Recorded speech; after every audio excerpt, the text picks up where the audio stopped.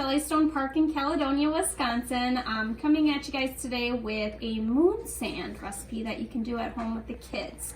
So what you're going to want for making this would be flour and baby oil or vegetable oil will work for this depending on what you have at home. Of course, baby oil is going to make it smell a little bit better when you're playing with it.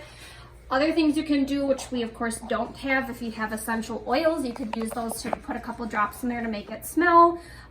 But we have stuff measured out in advance. We actually had a little bit of an incident before we started with our baby oil with the little thing coming out. We have baby oil everywhere and it now smells like a palm tree coconut in here right now. So what you're gonna need is 2 cups of flour. We're just doing a small batch. If you want to make more, of course, increase these increments I'm giving you right now. So 2 cups of flour and then 1/4 cup of baby oil. And then you're going to combine those in a bowl or bucket. So Everett, I'll have you go ahead and be my demonstrator. I'm going to dump all the ingredients in there and then you're going to use your hands to mix it all up together. It's like crazy. Get messy. Gosh, crazy. So once you do complete making this, you guys will want to store this in an airtight container so it of course lasts. Oh, it feels so weird.